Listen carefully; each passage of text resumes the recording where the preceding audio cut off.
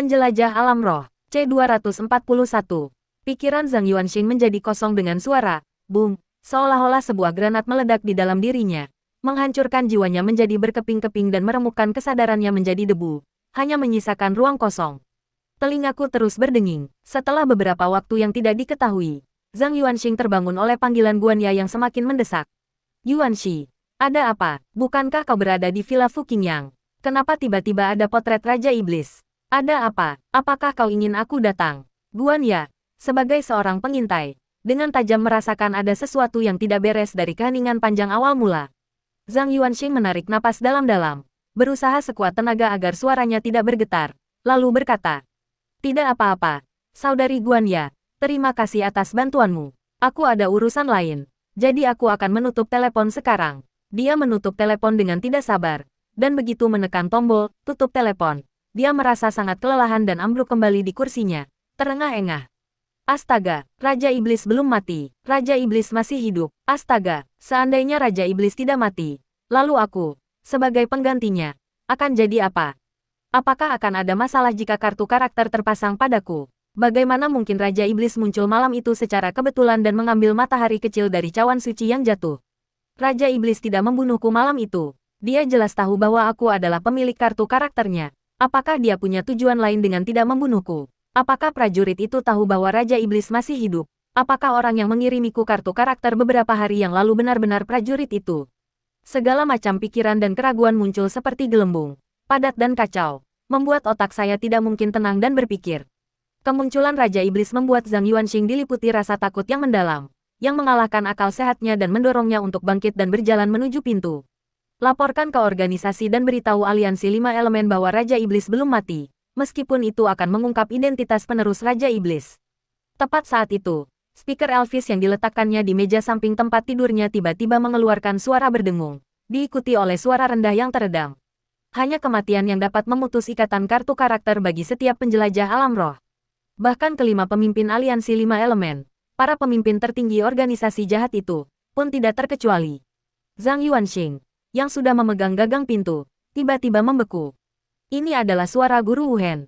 Dia teringat percakapannya dengan Guru Wuhen. Setelah pria misterius itu mengambil matahari kecil, dia bertanya-tanya dalam hatinya apakah pria misterius itu adalah Raja Iblis, dan ini membuatnya sangat khawatir. Jadi keesokan harinya, mereka pergi ke Hotel Wuhen di kota Jinsan untuk bertanya kepada Guru Wuhen, yang bertanggung jawab atas masalah tersebut. Jawaban yang kami dapatkan adalah audio yang baru saja diputar oleh pembicara Elvis. Baiklah, aku sudah memastikannya. Raja Iblis sudah mati. Zhang Yuanxing menarik napas dalam-dalam beberapa kali. Emosinya sedikit tenang. Lalu ia melepaskan gagang pintu dan kembali duduk di meja. Dia merenung dan berpikir, pemimpin sekte Tai mengatakan bahwa Raja Iblis telah mati. Pengembara malam terkuat di dunia itu adalah makhluk yang lebih kuat daripada 5 pemimpin aliansi. Terlebih lagi, Yinji tampaknya mengatakan bahwa pemimpin sekte itu ahli dalam pejabat bintang dan dikenal maha tahu. Bagaimana mungkin orang seperti itu salah? Jelas tidak mungkin. Terlebih lagi, Raja Iblis memiliki koneksi dengan banyak tokoh berpengaruh, seperti Presiden Asosiasi Dewi Kecantikan dan Marsekal Harimau Putih dari aliansi 5 elemen. Jika Raja Iblis memiliki kemampuan seperti itu, dia bahkan bisa menipu mereka. Maka dia tidak perlu memalsukan kematiannya. Ini jelas tidak masuk akal. Orang selalu mempercayai apa yang ingin mereka percayai. Zhang Yuanxing, seolah-olah telah merebut bukti, segera menepis kemungkinan bahwa Raja Iblis masih hidup, dan merasakan kegembiraan serta kelegaan yang besar karenanya. Tapi pengantin hantu itu tidak akan berbohong padaku, dan tidak ada alasan baginya untuk berbohong. Memikirkan hal ini, Zhang Yuanxing tiba-tiba memiliki 2 pertanyaan. Pertama, Raja Iblis seharusnya merasakan kehadiran pengantin hantu pada saat itu, bukan? Bagaimana mungkin dia membiarkan pengantin hantu melihat wajahnya? Kedua, karena Raja Iblis pernah mengunjungi taman hiburan Jinsui, bagaimana mungkin pengantin hantu tidak mengenalinya? Seketika itu juga, dia menghembuskan napas energi yin ke samping, dan energi yin hitam yang samar itu berputar dan mengembun menjadi sosok cantik yang mengenakan gaun pengantin dan kerudung merah. Sentuhan keindahan, sentuhan kengerian. Nyonya, saya tiba-tiba teringat sesuatu yang belum saya tanyakan. Zhang Yuanxing menatap potret di atas meja dan berkata, apakah Anda ingat orang ini? Pengantin hantu itu berdiri tak bergerak, seperti roh pendendam. Tidak, dia memang roh pendendam sejak awal. Sebuah suara lembut, namun agak gaib, menjawab, Tuan, saya tidak mengenali orang ini. Aku tidak mengenalinya. Zhang Yuanxing mengerutkan kening terlebih dahulu. Lalu tiba-tiba menyadari bahwa taman hiburan Jinsui bukanlah Dungeon level S sebelumnya. Tingkat kesulitannya berubah karena pengaruh Dewi Gunung Sandao. Dalam versi aslinya, pernikahan hantu bukanlah kegiatan yang wajib. Raja Iblis dan prajurit itu mungkin tidak pernah berpartisipasi dalam pernikahan hantu. Atau mungkin pengantin hantu itu adalah roh pendendam tingkat rendah dengan kecerdasan rendah. Dia mungkin telah melihatnya tetapi tidak mengingatnya. Ngomong-ngomong, karena aku membawa pengantin hantu bersamaku, tingkat kesulitan taman hiburan Jinsui mungkin akan diturunkan ke level A. Ah sudahlah, siapa peduli? Zhang Yuanxing berkata, saya mengerti. Terima kasih, Nyonya. Tepat saat itu, langkah kaki ringan melewati pintu dan perlahan menghilang. Pasti itu seorang gadis kelinci yang sedang lewat. Tiba-tiba, suara riang pengantin hantu terdengar dari balik kerudung merah. Di sini ada banyak wanita muda yang cantik. Mana yang disukai suamiku? Mungkin aku bisa mendekatinya dan melakukan hubungan suami istri. Meskipun alam roh telah menetapkannya sebagai calon pengantin yang sangat ingin memilih suami, pengantin hantu itu adalah roh dan tidak memiliki tubuh fisik. Ah, Zhang Yuanxing kemudian menyadari bahwa pengantin hantu memiliki begitu banyak kegunaan. Menikahi hantu sama saja dengan menikahi ribuan wanita cantik.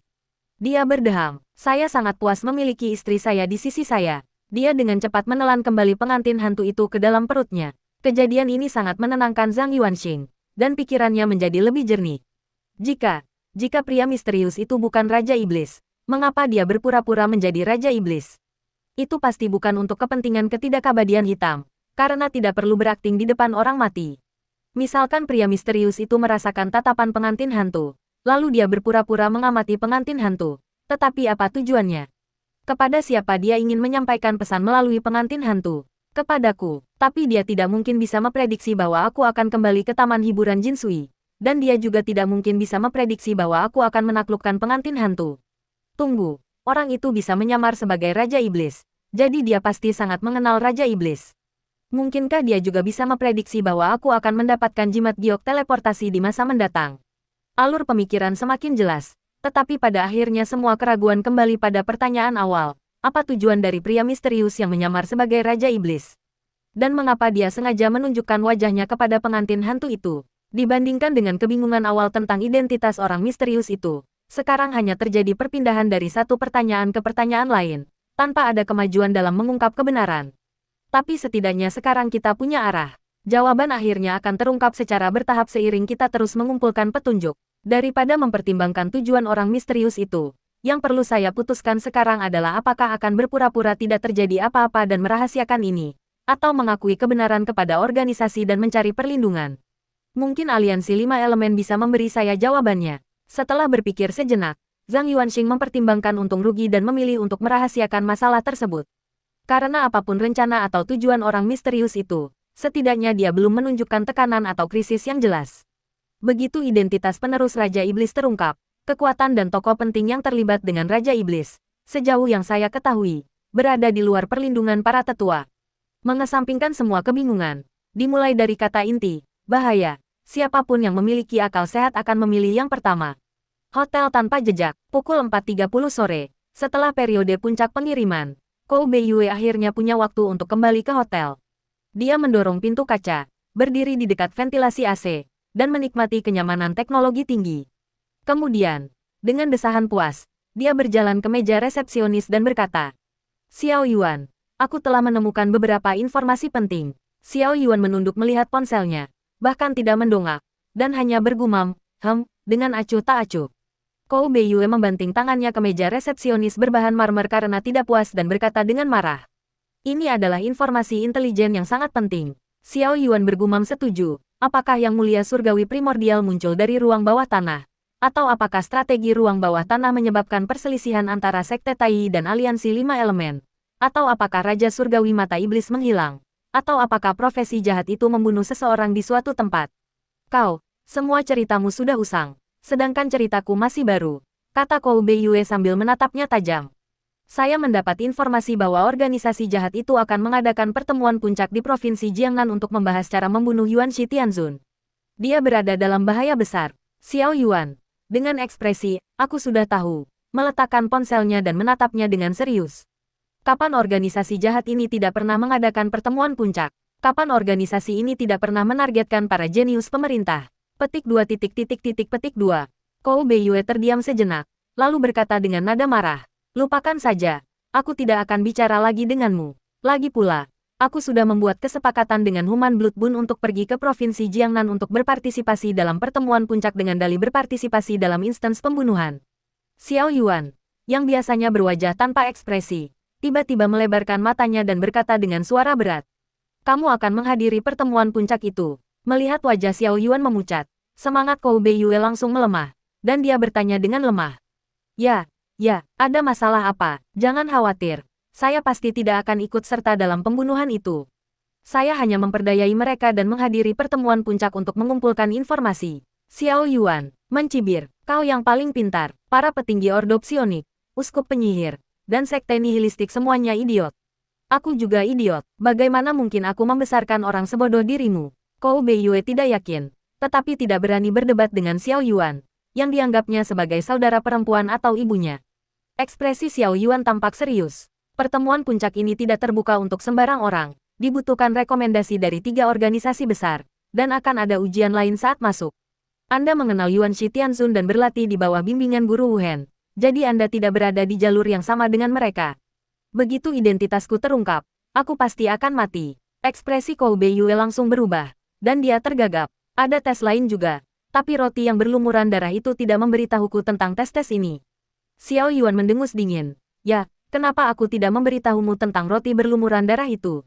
Melihat Kou Beiyue tidak mengerti, Xiao Yuan meninggikan suaranya dengan kesal, seperti seorang ibu yang membantu anaknya mengerjakan pekerjaan rumah. Dia sedang menguji kamu, mencoba mencari tahu latar belakangmu dan apakah kamu punya masalah. Kou Beiyue mengerti dan langsung berkata, kalau begitu, aku tidak akan pergi. Pria yang membuat roti kukus berlumuran darah itu tahu kau sedang melakukan sesuatu, atau setidaknya dia akan curiga. Jangan bergaul dengannya lagi, dan kau tidak bisa mengantar makanan lagi, kata Xiao Yuan.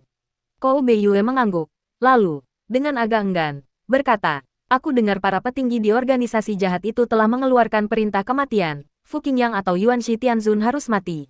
Awalnya aku ingin menyusup ke dalam kelompok mereka dan melihat apa rencana mereka. Ekspresi Xiao Yuan berubah, dan dia mengubah kata-katanya. Jika Anda tetap ingin menghadiri KTT tersebut, ada beberapa cara untuk melakukannya. Kou Beiyue berkata dengan gembira. Metode apa? Mintalah bantuan dari Guru Wu Hen. Dia bisa membantumu melewati ujian organisasi jahat itu. Saat aku berada di alam transenden, aku pernah pergi ke sebuah pertemuan puncak. Guru Wu Hen lah yang membantuku saat itu. Jadi aku tahu tentang proses ujian untuk masuk, kata Xiao Yuan, meninggalkan bar dan berjalan lebih dalam ke hotel. Tunggu sebentar, Kou Beiyue menatapnya dengan curiga. Mengapa kau langsung berubah pikiran begitu aku mengatakan bahwa Yuan Shi Tianzun atau Fu Qingyang harus mati? Tidakkah kau takut aku akan berada dalam bahaya? Tidak akan ada yang curiga bahwa orang bodoh sepertimu adalah agen rahasia, jawab Xiao Yuan dengan tenang. Pembohong, Kou Beiyue berteriak dengan marah. Kau sedang memikirkan Yuan Shi Tianzun, bukan? Di dalam hatimu, bukankah aku sama pentingnya dengan Yuan Shi Tianzun? Xiao Yuan, aku menganggapmu orang yang paling penting, tetapi kau hanya memikirkan Yuan Shi Tianzun. Dia menelan kembali kata, saudara perempuan, itu tidak benar. Kamu memilikinya, itu tidak benar. Jam 19.30. Setelah makan malam, Zhang Yuanxing pergi ke komputer. Layar menyala, menampilkan antarmuka perangkat lunak rapat internal yang dikembangkan oleh perusahaan.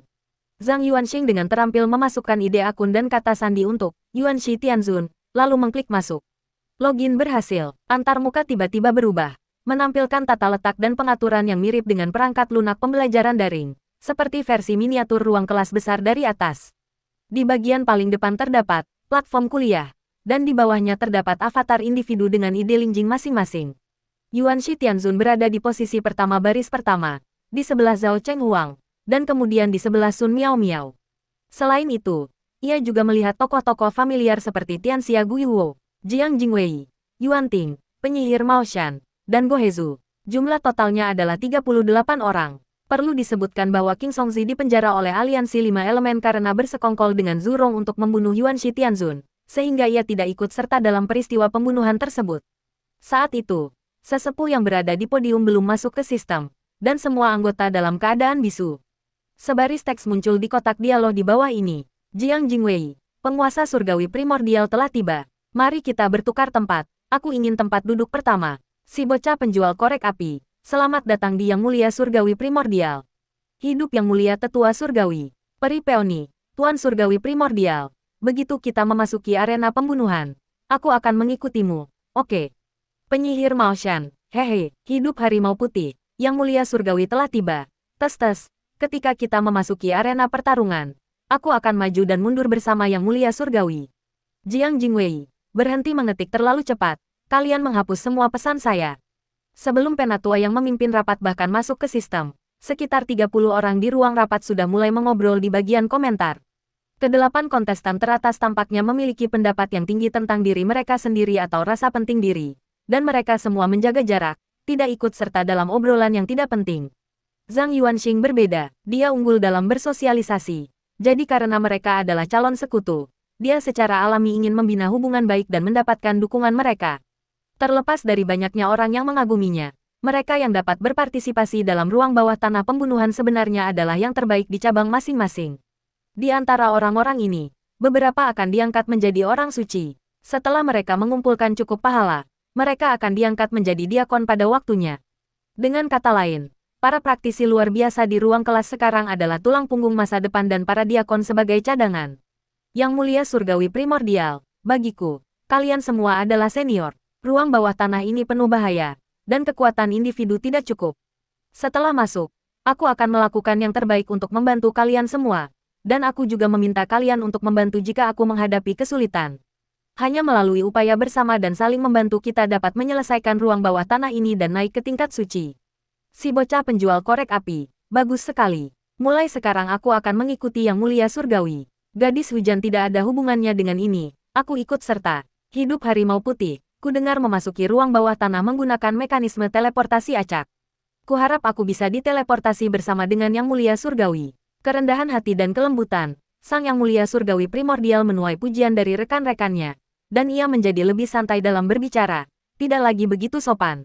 Yuanshi Tianzun cukup cerdik dan banyak akal. Dia lebih cocok menjadi pemimpin daripada Zhao Chenghuang. Begitu kita memasuki instansi, aku bisa memilih untuk bersekutu dengannya. Aku tidak perlu mempedulikan pendapat orang-orang tua itu. Sun Miao Miao melihat bagian komentar yang terus diperbarui dan ramai, sambil membuat perhitungan sendiri. Para tetua di sekte tersebut menyarankan agar begitu mereka memasuki arena pembunuhan, para pengembara malam harus bersatu dan membentuk kelompok kecil dengan Zhao Chenghuang sebagai intinya. Berdasarkan hal ini, kita akan menyatukan anggota aliansi 5 elemen. Namun, Sun Miao Miao percaya bahwa jika kondisinya memungkinkan, bergabung langsung dengan jajaran Yuanshi Tianzun mungkin lebih dapat diandalkan, karena aliansi 5 elemen memiliki lebih banyak profesi dan lebih banyak orang, dan kekuatan gabungan yang mereka bentuk pasti sangat hebat.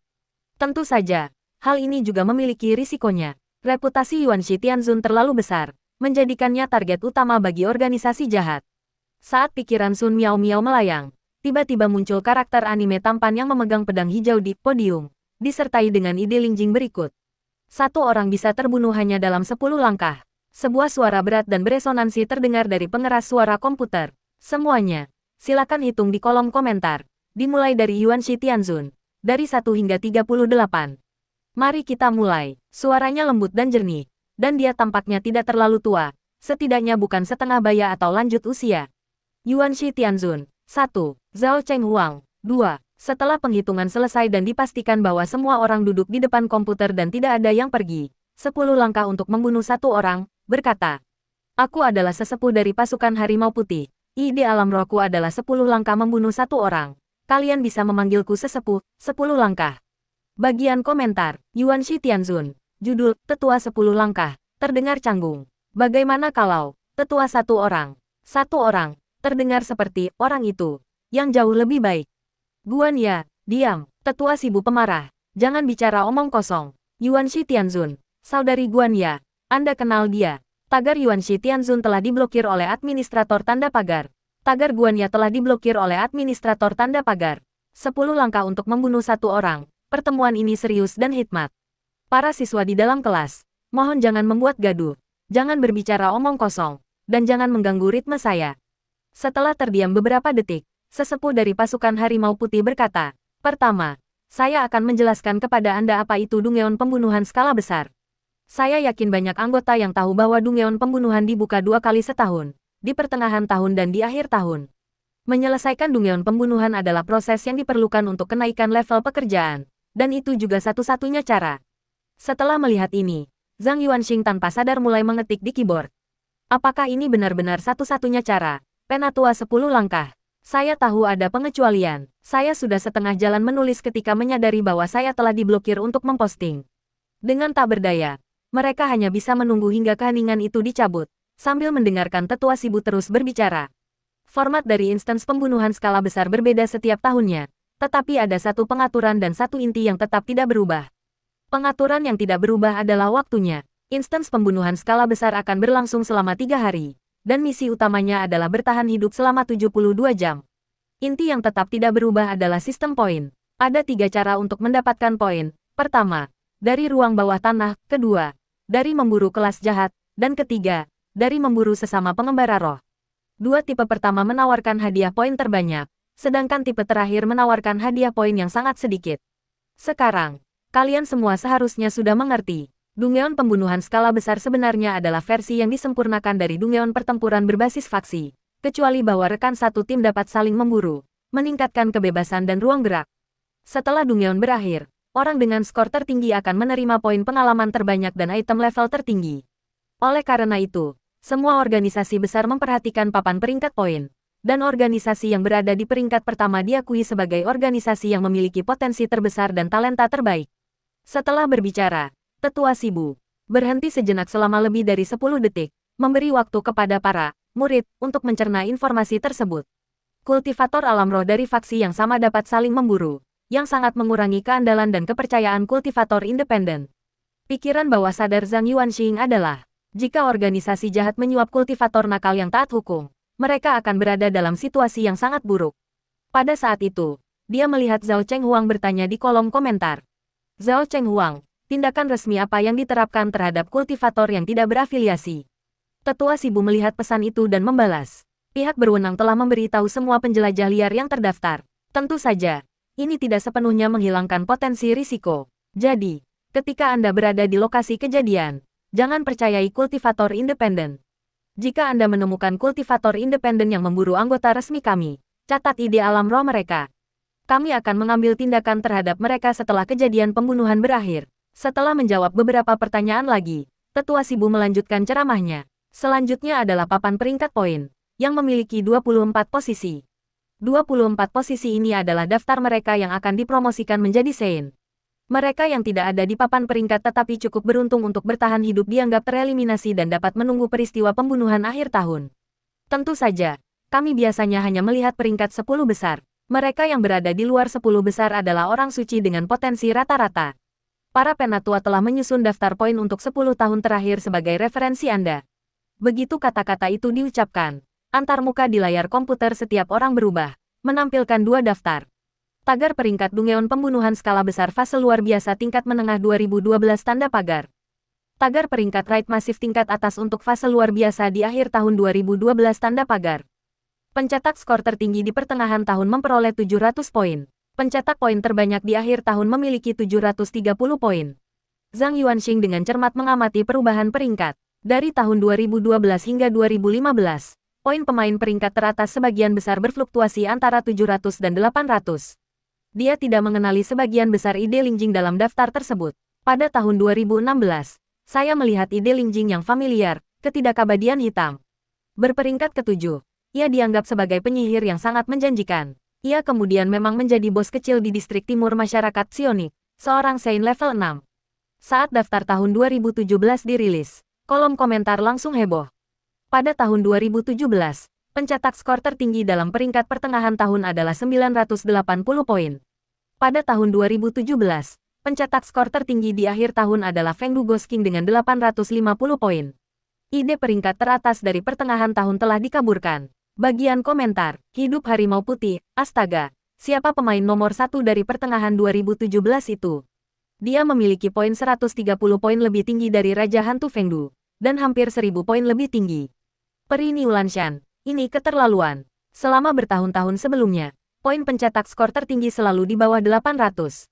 Wajar jika mantan Raja Hantu Fengdu, yang dikenal sebagai Fu Qingyang, memiliki lebih dari 800 poin.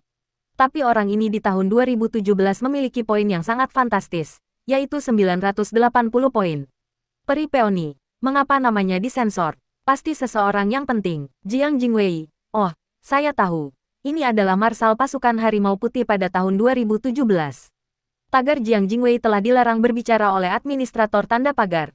Tetua Shibu berkata dengan tenang. Hentikan diskusi. Fokuslah pada peringkat. Pesan tersiratnya adalah kita tidak seharusnya membahas Marsal perempuan itu, sebagai bawahan. Kita tidak bisa dan tidak diperbolehkan mengkritik mereka yang berada di posisi lebih tinggi secara daring.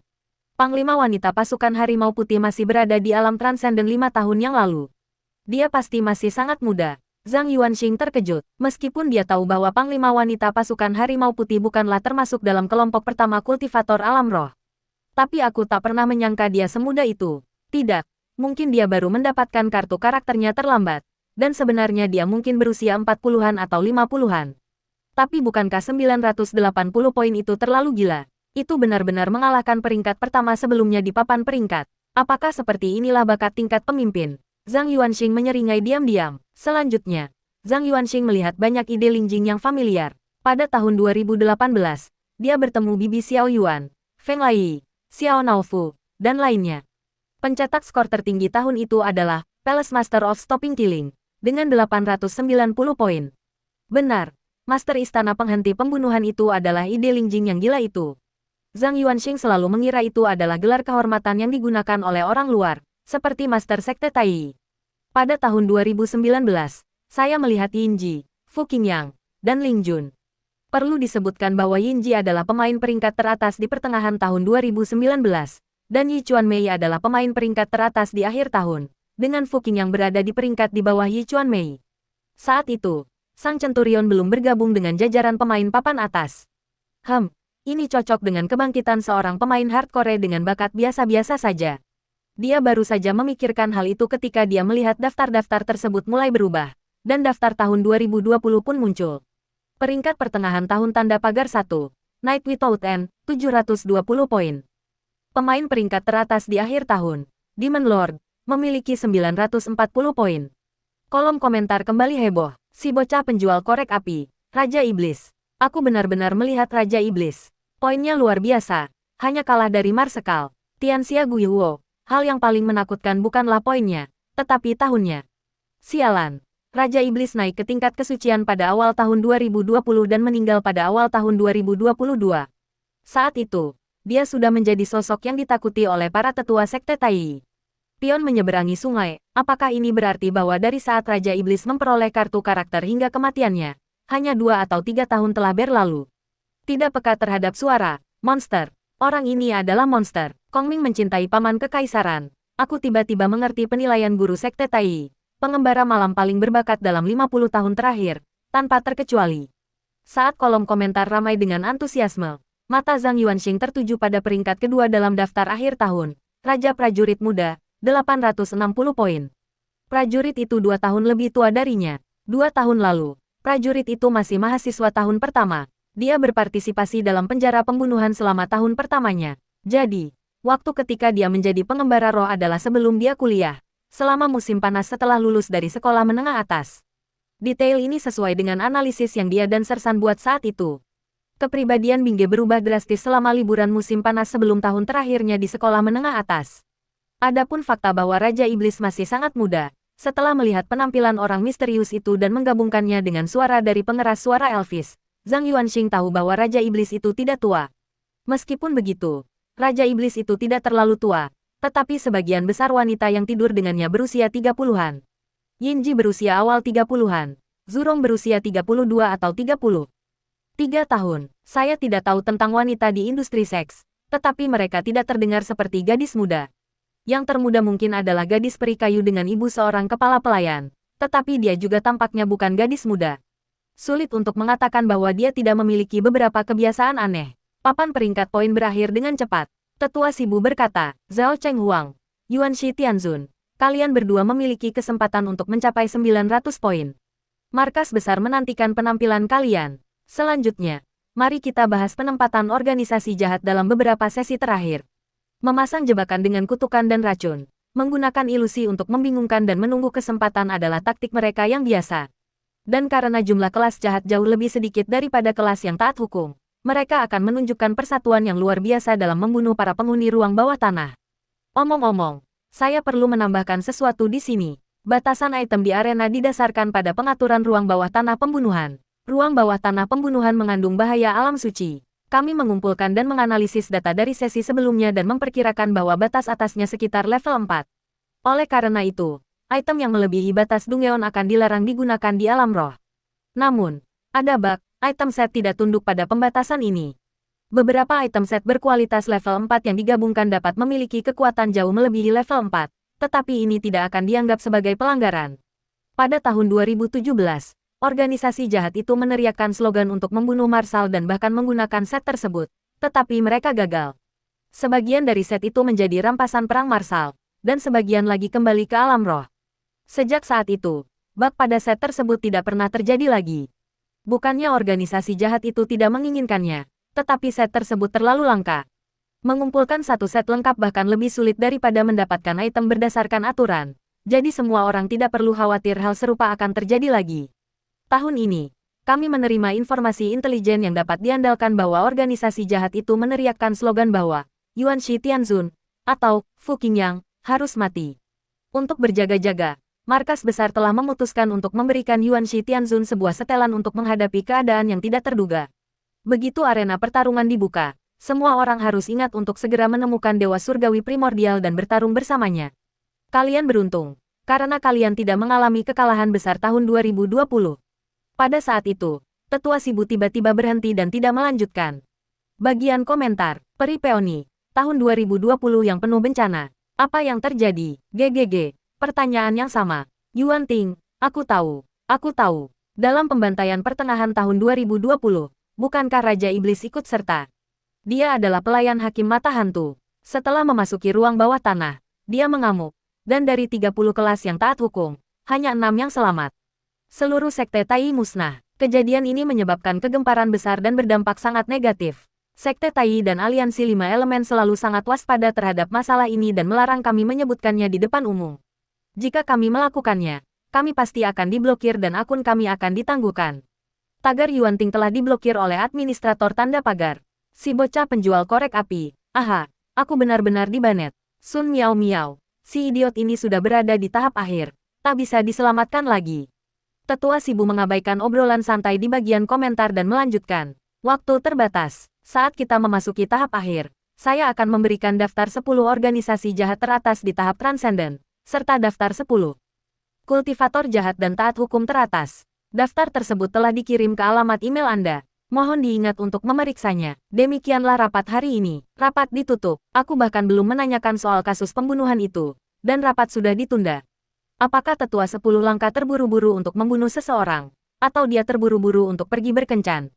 Zhang Yuanxing bergumam sendiri, menutup perangkat lunak rapat, membuka email internal resmi, dan masuk ke akun Yuanshi Tianzun. Benar saja, saya menerima email dari dalam tim resmi. Tagar daftar anggota dan kultivator sesat dari organisasi jahat, alam transenden, tanda pagar. Zhang Yuanxing mengklik untuk mengunduh 2 lampiran formulir.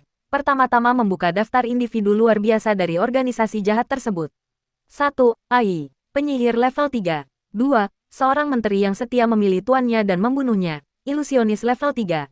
3. Nasibku ada di tanganku sendiri. Bukan di langit, ilusionis level 3. 4. Sifat manusia pada dasarnya jahat, ilusionis level 3. 5. Tak terkendali, iblis mempesona level 3. 6. Menghancurkan langit, penyihir level 3. 7. Orang-orang ini, bahkan identitas alam roh mereka pun memancarkan semacam kebencian. Zhang Yuanxing agak kecewa karena tidak melihat nama-nama yang memalukan atau tercela secara sosial. Itu wajar, orang-orang dalam profesi jahat biasanya adalah orang-orang dengan dendam yang mendalam dan tidak punya waktu untuk memikirkan nama-nama yang sangat memalukan. Daftar tersebut berisi 10 orang, yang semuanya merupakan talenta menjanjikan yang dibina oleh 3 organisasi jahat utama. Setiap kandidat disertai dengan komentar dan catatan pertempuran, dan masing-masing adalah individu yang sangat berbahaya. Terutama 3 teratas. Ai, Liang Chen memilih tuannya untuk dibunuh, dan Woming berada di tanganku sendiri. Ketiganya memiliki pengalaman dalam membunuh atau memburu para suci tingkat 4. Entah itu rencana pembunuhan, penggunaan alat peraga, atau kerjasama para sahabat. Apapun caranya, tujuannya adalah untuk mengalahkan yang kuat dengan yang lemah dan membunuh orang suci tersebut. Penting untuk dipahami bahwa ada jurang yang sangat lebar antara seorang suci dan makhluk luar biasa. Itu bukanlah sesuatu yang dapat dikalahkan oleh praktisi level 3 biasa hanya dengan mengumpulkan teman dan rekan. Dengan kekuatan saya saat ini, dan dengan bantuan para pelayan roh dan peralatan, memburu seorang Saint level 4 bukanlah masalah. Tapi itu haruslah Saint yang baru saja naik level. Jika nilai pengalamannya lebih dari 50%, itu diragukan. Jika mencapai 90%, bahkan jika saya menggunakan semua kartu andalan saya tetap tidak bisa mengalahkannya. Orang-orang yang dilatih oleh organisasi jahat ini masih cukup menakutkan. Zhang Yuanxing tiba-tiba teringat pada Li Xianzong. Seandainya orang itu tidak meninggal, dia pasti akan berada di peringkat 5 besar tanpa masalah. Membunuhnya di kota Yin yang adalah sebuah kesalahan besar. Pada saat pertempuran terakhir mereka, Li Xianzong telah melewati pertempuran di 2 tahap pertama dan siksaan dari bos besar, membuatnya terluka dan sangat lemah. Setelah Zhang Yuanxing menggunakan formasi Yin Yang, klon air dan apinya kehilangan semua stamina, dan akhirnya melemahkan Li Xianzong. Aku tidak takut bertarung sendirian, tetapi jika aku dikepung dan dibunuh oleh mereka, peluangku untuk bertahan hidup sangat kecil. Zhang Yuanxing kemudian membuka daftar kultivator independen. 1. Hanya akulah yang penting. Hantu air level 3. 2. Semua di bawah langit berwarna putih. Iblis mempesona tingkat 3. 3. Satria mayat hidup. Pengembara malam level 3. 4.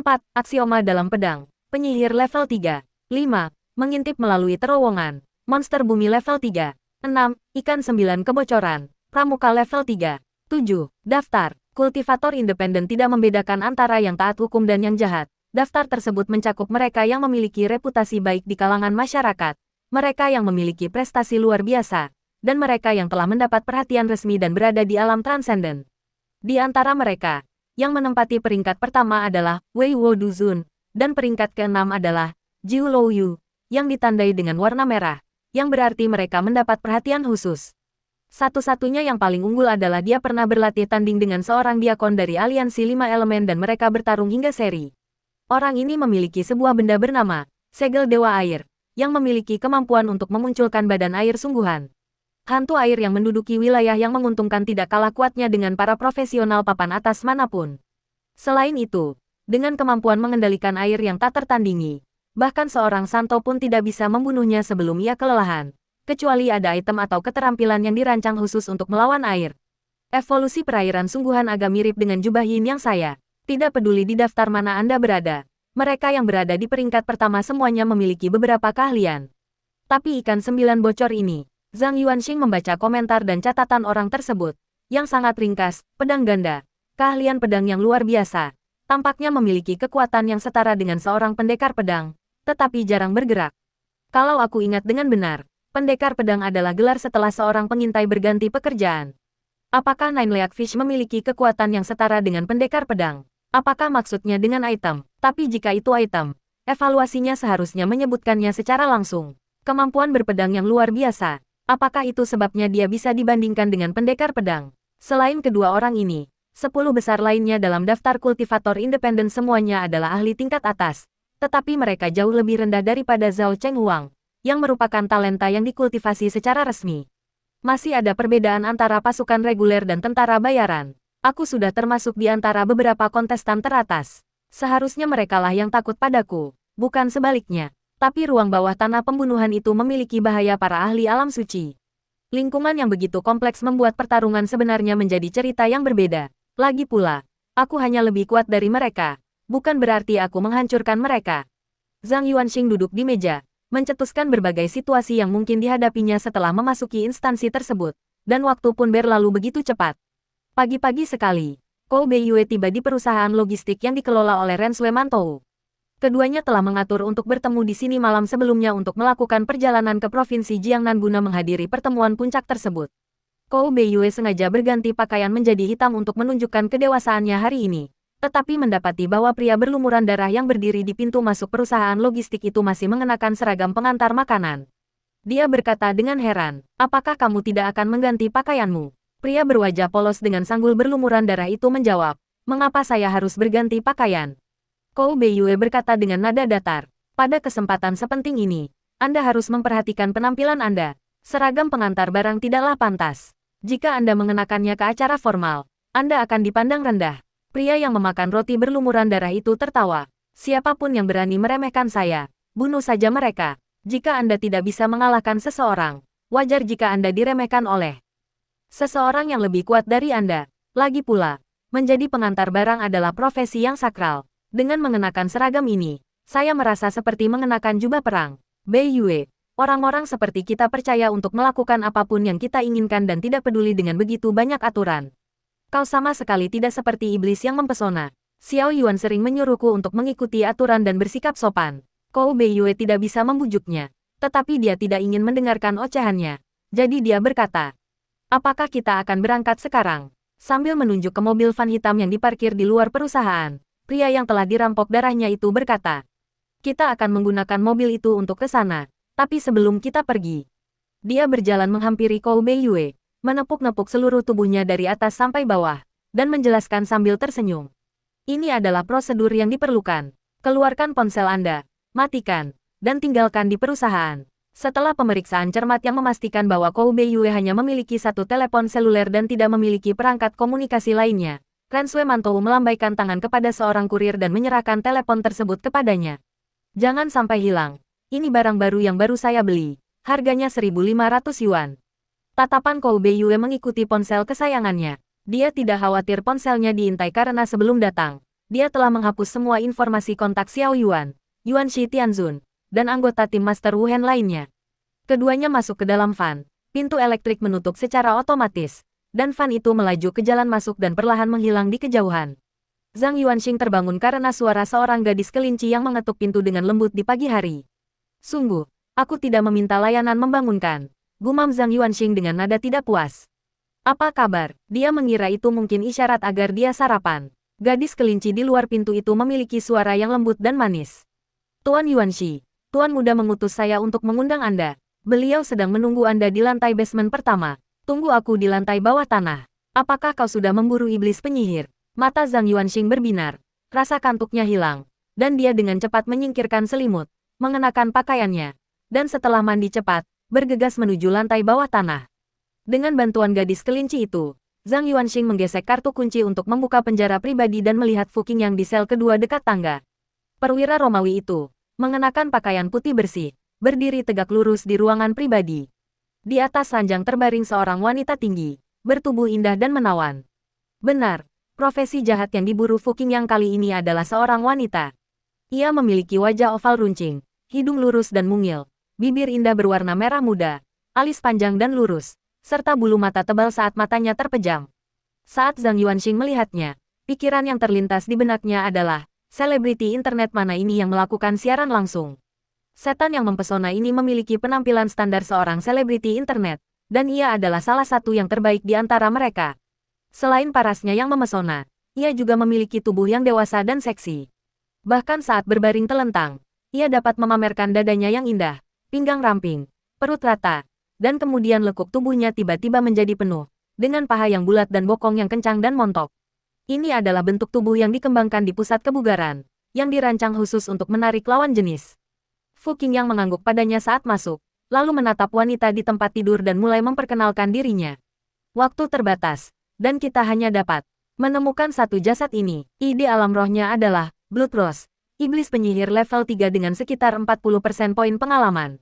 Dia adalah seorang streamer wanita yang sangat memusuhi pria, sampai-sampai bersifat patologis. Dia secara khusus menargetkan pria dalam siaran langsung, memikat mereka untuk memberinya uang dan kemudian meminta informasi kontak mereka. Dia menggunakan tubuhnya untuk memikat pria kaya secara offline dan membunuh mereka. Para penjaga harimau putih telah mengawasinya sejak lama, berniat menggunakan strategi jangka panjang untuk menangkap ikan yang lebih besar dan mengungkap kekuatan di baliknya.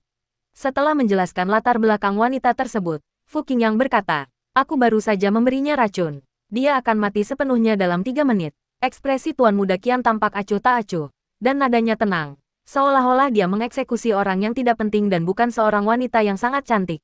Tentu saja, mengingat kejahatan yang dilakukan oleh Mawar Darah ini, kematian adalah hukuman yang paling adil baginya.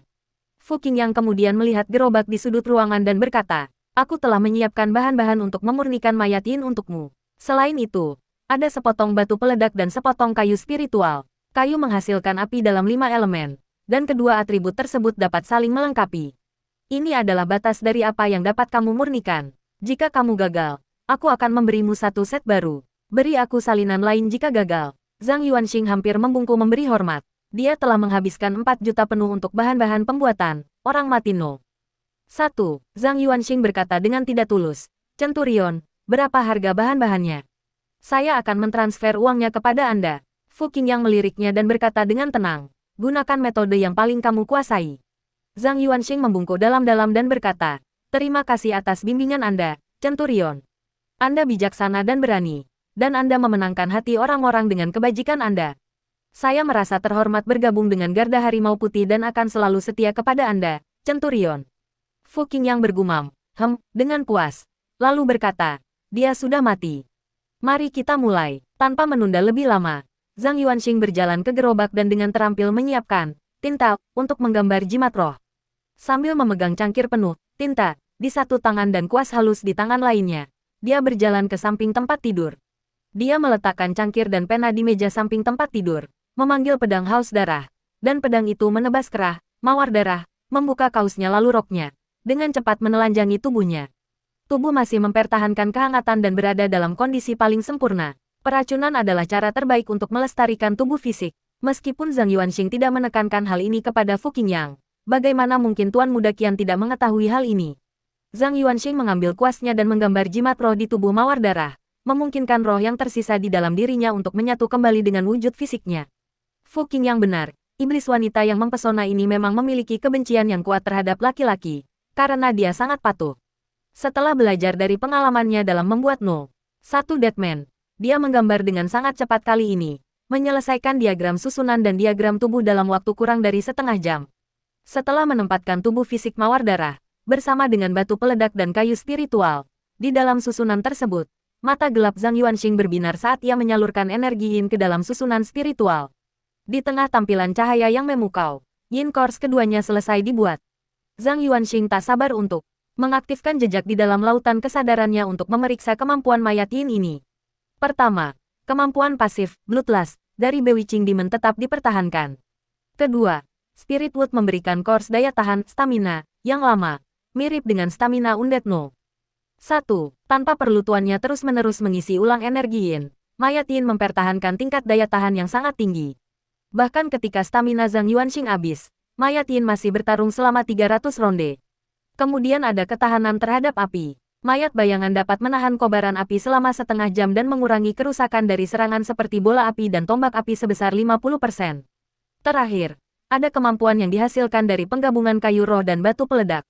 Mayat yin dapat menggunakan kekuatan spiritual atribut kayu di dalam tubuhnya sebagai bahan bakar untuk mengaktifkan kekuatan batu peledak, melepaskan ledakan kekuatan tempur yang dahsyat dalam waktu singkat, mirip dengan kemampuan yang penuh murka dari seorang master api tingkat Sein. Tentu saja, hal itu pasti tidak akan mencapai tingkat peningkatan tersebut. Kelemahannya adalah serangan tersebut hanya dapat berlangsung selama 5 menit. Setelah waktu tersebut habis, Yin Course akan memasuki kondisi melemah. Kekuatan tempurnya akan sangat berkurang, dan membutuhkan waktu 2 jam untuk pulih. Kemampuan, ledakan, dikombinasikan dengan nafsu darah dan keadaan mengamuk iblis yang mempesona, menciptakan sinergi yang kuat. Belum jelas seberapa kuat mayat yin akan menjadi, tetapi tampaknya jauh lebih kuat daripada mayat hidup nomor 1. Zhang Yuanxing sangat gembira, dia percaya bahwa dengan 2 kali lipat peningkatan kekuatan yang digabungkan, meskipun Yin Course miliknya tidak kalah dengan Yin Course alam suci milik Zhao Cheng Huang, setidaknya ia bisa memberikan perlawanan. Melihat bahwa mayat yin telah berhasil diciptakan, Fu Qingyang, yang sedang menyaksikan dari pinggir lapangan, berkata, aku ada urusan lain. Tanpa menunggu jawaban Zhang Yuanxing, dia berbalik dan pergi. Centurion, hati-hati, seru Zhang Yuanxing kepada sosoknya yang menjauh. Setelah langkah kaki sang perwira menghilang di kejauhan, Zhang Yuanxing memeriksa mayatnya sendiri.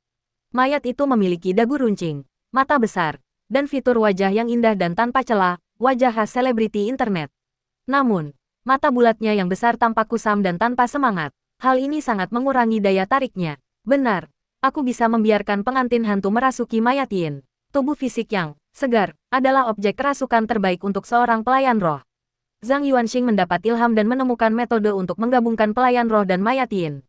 Tanpa ragu-ragu, dia langsung memuntahkan pengantin hantu itu. Saat hantu perempuan dengan gaun pengantin merah terang muncul, suasana menyeramkan langsung memenuhi ruangan single tersebut.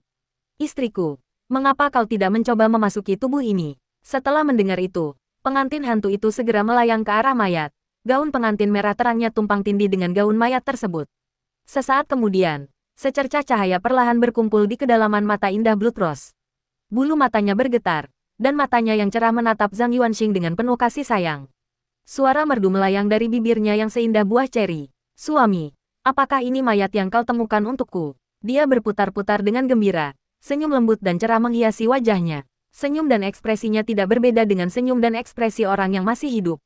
Meskipun sifat mayat tidak dapat diubah, memiliki seseorang yang cerewet dan ceria di sisimu lebih baik daripada memiliki tubuh yang dingin dan tak bernyawa. Zhang Yuanxing mengangguk dan menyetujuinya. Aku senang kamu menyukainya. Mata pengantin hantu itu berbinar penuh kasih sayang tersembunyi saat ia berjalan menuju Zhang Yuanxing. Langkahnya ringan dan anggun, dengan gerakan kecil, membuat Zhang Yuanxing teringat ungkapan, langkah teratai yang anggun. Pengantin hantu itu berbaring bahagia dalam pelukan suaminya. Zhang Yuanxing awalnya ingin menjauhkan diri darinya, tetapi mengingat bahwa pengantin adalah peran yang diberikan kepadanya oleh alam roh, memaksanya untuk menjaga jarak dan mengoreksi identitasnya mungkin bertentangan dengan karakter pengantin hantu dan menimbulkan pengaruh buruk. Misalnya, kesetiaannya mungkin berkurang, kebenciannya mungkin meningkat, dan energi yin-nya mungkin menjadi kurang murni. Jadi biarkan saja dia, karena toh tidak ada orang di sekitarnya. Pada saat itu, pengantin hantu itu berkata dengan malu-malu, "Suamiku, apakah kau menemukan mayat untukku agar kita bisa melakukan hubungan suami istri? Hanya mayat yang tidak berdarah. Kalau tidak, dia pasti sudah tersipu malu sekarang." Zhang Yuanxing tiba-tiba merasa seperti telah menembak kakinya sendiri. Ketika dia belum memiliki tubuh fisik, dia bisa menggunakan alasan untuk menghindarinya. Tetapi sekarang dia sudah memiliki tubuh fisik, dia tidak bisa memikirkan alasan untuk menolak. Tapi aku bukan Raja Iblis. Tepat saat itu, langkah kaki yang mantap terdengar dari koridor, dan kemudian Fu Qing yang muncul di luar pintu. Dia mungkin lupa apa yang ingin dia katakan, jadi dia kembali. Tetapi itu tidak penting sekarang. Saat Tuan Muda Qian melihat pemandangan di dalam ruangan, tatapan tenangnya tiba-tiba menjadi tajam. Wajah yang selalu acuh tak acuh itu tiba-tiba berubah dengan rasa takjub, terkejut, jijik, dan rasa iba yang mendalam. Ekspresi Zhang Yuanxing langsung membeku. Dan dia berkata dengan suara gemetar, "Centurion, izinkan saya menjelaskan." Fu Qing yang berkata dingin, "Tidak perlu beralasan. Jauhi Guan Yang mulai sekarang." 3 jam kemudian, mobil van itu tiba di provinsi Jiangnan dan berhenti di sebuah tempat bernama Tongzhen. Tempat ini tampaknya merupakan objek wisata, dengan para turis yang membawa payung datang dan pergi, membuatnya cukup ramai. Tidak ada jalan beton di kota ini, hanya jalan batu. Sungai yang jernih berkelok-kelok di dekatnya, dan perahu-perahu beratap yang membawa penumpang dengan santai melewati jembatan-jembatan batu. Tepian sungai dipenuhi dengan restoran dan kedai teh. Spanduk-spanduk mereka berkibar tertiup angin sepoi-sepoi. Setelah membeli tiket masuk kawasan wisata, Kou Beiyue mengikuti pria dengan sanggul berlumuran darah ke kota kuno. Sebagai seorang anak di bawah umur yang hampir tidak pernah bepergian sebelumnya, ia sangat tertarik untuk menjelajahi kota Jiangnan yang menawan ini. Namun mereka belum berjalan jauh ketika tiba di sebuah kedai teh. Pria itu berbisik, "Roti isi darah manusia. Ini adalah tempat penyelenggaraan pertemuan puncak. Setelah masuk, ingatlah untuk tidak mengatakan hal-hal yang tidak pantas." Kou Beiyue segera berkata, "Saya perlu ke toilet." Benar sekali. Perjalanan dari Songhai ke Tongzhen memakan waktu 3 jam. Dan dia sudah ingin ke kamar mandi sejak beberapa waktu lalu. "Tadi aku sudah menyuruhmu menggunakan toilet di area pelayanan. Tapi kau tidak mau pergi," kata roti berlumuran darah itu dengan kesal. "Ada toilet di dalam. Aku akan pergi bersamamu." Keduanya memasuki kedai teh, menanyakan arah kepada resepsionis, dan langsung menuju ke toilet yang berada di sudut ruangan. Kou Beiyue tidak memilih toilet, melainkan masuk ke dalam bilik. Sambil mengeluarkan pelayan, dia membuka inventarisnya dan mengeluarkan jimat giok hitam. Dia sengaja menghindari penggunaan toilet di area layanan agar dapat menciptakan kesempatan untuk menggunakan jimat giok tersebut. Sebelum memasuki tempat acara, dia pasti akan diuji. Dia perlu menghubungi Guru Wuhen sebelum ujian tiba dan meminjam kekuatannya untuk melewatinya. Ciprat gelombang, klik gelombang. Di bawah naungan suara siraman toilet, Kou Beiyue dengan lembut menghancurkan jimat giok itu. Seketika, gelombang tak terlihat menyebar keluar, membersihkan jiwa seperti angin musim semi. Kou Beiyue melemparkan pecahan jimat giok ke dalam toilet, menyiramnya dengan air, menutup resleting toilet, dan mendorong pintu bilik toilet hingga terbuka. "Ayo pergi," dia mengatakan ini kepada roti-roti berlumuran darah yang menunggu di pintu toilet. PS, beberapa pembaca mengeluhkan bahwa setelah menjadi overlord, misi alam roh terbuka perlahan, dan marsal wanita serta Raja Iblis tidak bisa naik level terlalu cepat. Izinkan saya menjelaskan. Selain menaikkan level melalui Dungeon biasa, ada juga Dungeon Guild. Saya menyebutkan latar ini di dalam buku, tetapi saya tidak menulis banyak tentangnya, karena protagonis belum mencapai level tersebut.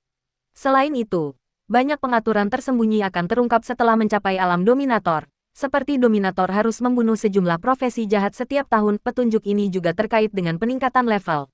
Telah ditanamkan sejak lama, dan akan diungkapkan kemudian. Saya akan pergi ke rumah sakit hari ini untuk memeriksakan tulang belakang leher saya.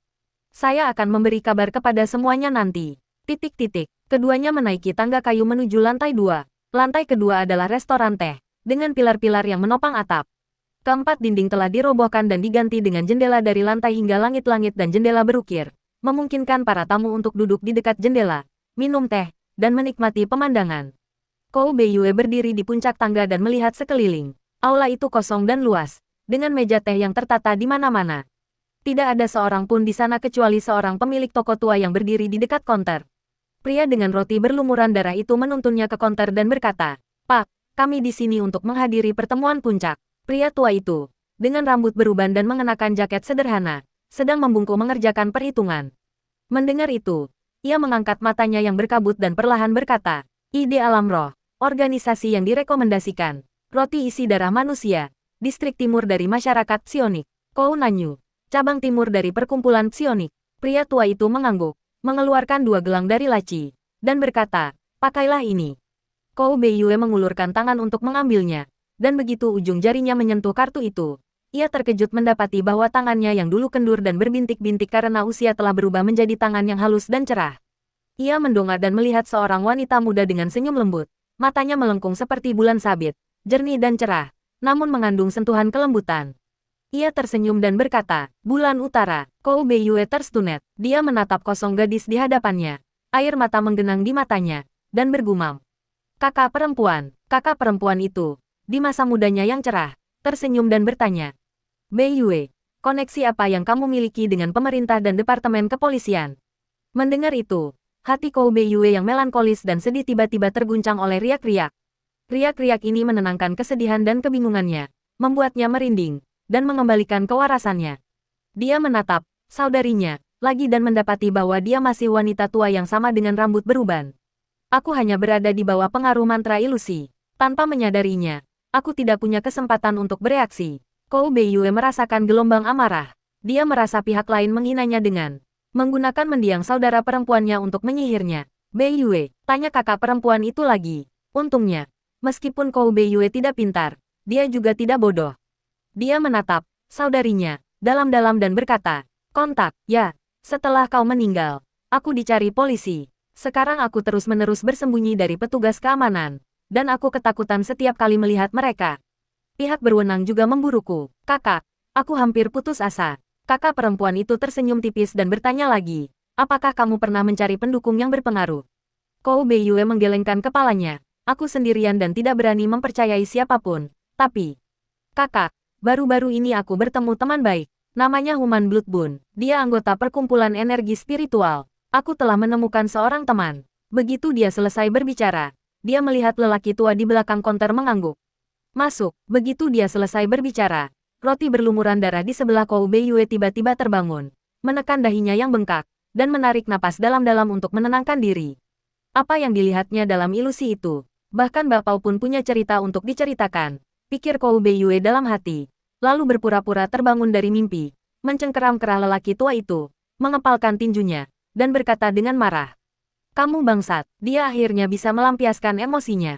Bulan Utara. Bulan Utara. Melihat itu, pria dengan rambut dikepang merah darah merasa ngeri dan menamparnya hingga terpental, sambil berkata, "Dasar bocah nakal, kau mau mati." Lalu dia membungkuk dan merendah kepada lelaki tua itu, "Pak, anak ini tidak terlalu pintar. Tolong jangan anggap dia serius." Pria tua itu mengusap kerutan di dadanya dan berkata sambil tersenyum, "Aku jarang melihat iblis penyihir yang begitu ganas dan impulsif. Aku hampir mengira seorang ahli api telah menyusup. Namun, sifat agresif juga merupakan ciri khas iblis-iblis yang mempesona. Lagi pula, penguasa mereka disebut Dewa Perang Kuno."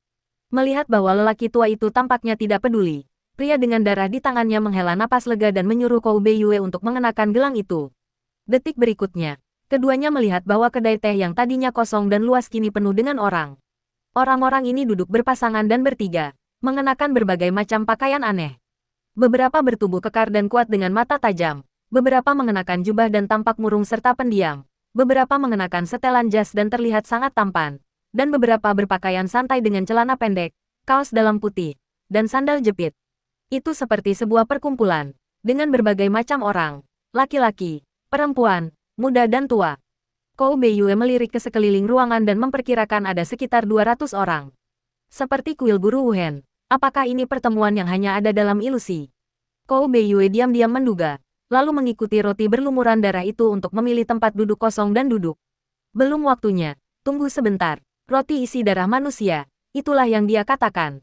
Kou Beiyue mengangguk, pandangannya menyapu kerumunan. Pria dengan sanggul berlumuran darah itu mencondongkan tubuh lebih dekat, menunjuk seorang pemuda di dekat jendela, dan berkata, "Lihat itu Ai, murid dari Presiden Cabang Selatan Masyarakat Psionik, dan orang yang menduduki peringkat nomor 1 dalam daftar buronan Aliansi 5 Elemen.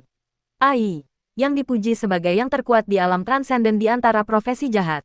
Kou Beiyue melihat ke arah yang ditunjukkan dan melihat seorang pemuda duduk di dekat jendela, mengenakan kaos biasa dan celana capri, dengan fitur wajah yang halus dan mata kosong. Kou Beiyue melihat ketidakpedulian di wajahnya. Sikap acuh tak acuh yang membuatmu mengabaikan segalanya. Seolah-olah tidak ada satupun di dunia ini yang layak dipedulikan, kemanusiaan, moralitas, harga diri, kekayaan, dan sebagainya, semuanya bersifat sementara. Pria ini adalah mesin tanpa emosi, mampu melakukan apa saja, jika perlu. Dia bahkan tidak akan bergeming jika kau membuatnya mempermalukan seorang wanita berusia 80 tahun. Jika kau bertemu dengannya dalam situasi pembunuhan, jauhi dia dengan segala cara. Si roti berlumuran darah memperingatkan. Seberapa kuat dia? Tanya Kou Beiyue. Kurasa dia tidak lebih lemah dari Zhao Cheng Huang. Dan bahkan Yuan Shi Tianzun mungkin tidak sekuat dia. Dan dalam hal potensi, bisik roti kukus berlumuran darah itu, Presiden kita mengatakan bahwa Ai adalah seorang ahli Gu sejak lahir, dan prestasinya di bidang pembiakan Gu tidak terbatas. Beri dia 10 tahun, Ani, 5 tahun, dan Aliansi 5 Elemen akan menghadapi seorang ahli Gu yang menakutkan. Oleh karena itu, Aliansi 5 Elemen sangat mewaspadainya dan ingin menyingkirkannya. Pria dengan sanggul berlumuran darah itu menunjuk ke arah seorang anak laki-laki gemuk lainnya dan berkata, orang itu memilih majikannya dengan hati-hati, jangan tertipu oleh penampilannya. Kou Beiyue segera menoleh dan melihat seorang pria gemuk berkacamata, dengan wajah bulat dan perut buncit. Dia sama sekali tidak memiliki aura mengancam dari seorang penjahat, sebaliknya, dia sangat ramah. Aku tahu bahwa semakin baik hati seseorang terlihat, semakin kejam dan tak kenal ampun dia sebenarnya, kata Kou Beiyue dengan nada berpengalaman. Pria yang memakan roti berlumuran darah itu terkejut. Oh, bukan itu maksudku. Pria ini memang cukup baik, salah satu yang paling lembut di antara profesi-profesi jahat. Maksudku, pria ini sangat pandai menggunakan penampilannya yang tidak berbahaya untuk menipu orang dan membuat mereka mengenalinya sebagai bos mereka. Hah, Kou Beiyue tidak mengerti. Pria dengan darah di kepalanya itu berkata dengan suara berat. Pria gemuk ini sangat aneh. Ku dengar dia telah mengikuti banyak bos, tetapi semua bos yang menjadi atasannya akhirnya meninggal secara tragis. Mereka meninggal di alam roh, dibunuh oleh pihak berwenang, atau meninggal dalam perebutan kekuasaan antar profesi jahat. Singkatnya, tidak ada bos yang bisa bertahan lebih dari 3 bulan. Jika kau bertemu dengannya di tempat pembunuhan dan dia ingin mengakuimu sebagai bosnya, kau tidak boleh setuju. Jika tidak, kau bisa langsung kembali ke alam roh, dan aku bahkan tidak akan sempat makan di mejamu. Namun, pria gemuk itu masih sangat setia. Ku dengar dia membunuh seorang santo untuk membalas dendam atas bos terakhir. Semua bosnya akan mati. Apa ini? Kutukan. Kou Beiyue mendecakkan lidah karena takjub. Selanjutnya, pria dengan sanggul berlumuran darah itu memperkenalkannya kepada para ahli luar biasa terkenal lainnya satu persatu. Kou Beiyue sedang mendengarkan dengan saksama ketika dia melihat pasangan pengantin baru tiba di tangga, seorang pria dan 2 wanita. Pria itu berkulit gelap dan kurus, dengan fitur wajah biasa, dan mengenakan kalung emas di lehernya. Dia bertelanjang dada, hanya mengenakan celana bermotif bunga cerah, tampak seperti sedang berlibur bersama kekasihnya. Dewa mesum uskup militer itu, dia akan berhubungan seks dengan siapapun yang dia temui, bisik roti yang berlumuran darah itu. Kou Beiyue, jenderal ilahi dari uskup agung prajurit, mau tak mau teringat pada Raja Langit Mata Iblis, dewa perang kuno yang konon ingin menjadikannya murid, yang tak lain adalah uskup agung prajurit itu sendiri. Dewa nafsu masuk, mengawal 2 wanita cantik bertubuh tinggi. Ia melirik kerumunan, lalu matanya tiba-tiba berbinar. Ia berjalan menghampiri seorang wanita muda yang menggoda dan tersenyum. Berkata, adikku, apakah kamu tertarik untuk mengikutiku? Wanita itu berusia sekitar 25 atau 26 tahun. Mengenakan kaos putih dan celana jeans berwarna terang. Rambutnya yang halus terurai di punggungnya seperti air terjun. Dan dia sangat cantik. Kou Beiyue baru saja mengetahui dari wanita yang dijuluki penguasa darah manusia, bahwa dia adalah wanita terkenal yang berkata, nasibku ada di tanganku sendiri, bukan di surga. Master ketiga yang paling dicari di alam luar biasa aliansi 5 elemen. Nasibku ada di tanganku sendiri, bukan di surga. Dengan alis berkerut. Dan sebelum dia sempat berbicara, suara samar bergema dari tangga. Dengan 3.000 wanita cantik di haremnya, Dewa Nafsu seharusnya tidak menginginkan muridku. Semua orang menoleh ke arah suara itu dan melihat bahwa pendatang baru itu mengenakan jubah hitam. Ya, jubah hitam yang melayang. Di bawah bayangan jubah itu, dua mata hijau yang menyeramkan menyala. Dewa Nafsu berkata dengan, dunia bawah, sudah lama sekali. Kukira kau sudah kembali ke alam roh. Dia duduk di meja utama, dikelilingi oleh dua wanita tinggi dan cantik. Hantu dunia bawah, salah satu dari 12 pemimpin cabang selatan Sekte Void, seorang ahli alam suci tingkat puncak. Ini data dari 2 tahun lalu. Si manusia darah bun, yang bertindak sebagai kakak laki-laki, memperkenalkan tokoh penting itu kepada bawahannya. Seorang ilusionis level 6. Satu level lebih tinggi dari Xiao Yuan. Kou Beiyue mengangguk dengan sungguh-sungguh. Kemudian, beberapa orang suci lainnya tiba, termasuk pelindung cabang barat dari masyarakat energi spiritual, wanita ular, dan orang gila Zhang San, pelindung cabang selatan, haus darah manusia, dan air sungai yang pelupa, pelindung cabang utara dari sekte kekosongan, dewa kematian, dan abadi ilusi, serta hantu dunia bawah, dan dewa nafsu yang baru saja tiba. Terdapat total 8 orang suci tingkat puncak. Seluruh aula yang dipenuhi kultivator luar biasa itu bahkan tak berani bernapas keras, duduk dengan patuh. Dewa Nafsu merangkul dua wanita cantik, bertindak seperti raja yang menyantap payudara sambil berteriak ke arah konter. Tetua 1000 wajah, semuanya sudah hadir. Bukankah seharusnya Anda, sang pembawa acara, naik ke panggung sekarang? Tetua, orang tua itu seorang penguasa. Kou Beiyue terkejut dan menoleh ke arah meja kasir. Wajahnya penuh keheranan. Pria tua yang kerah bajunya ia tarik dan hendak dipukuli itu adalah seorang penguasa.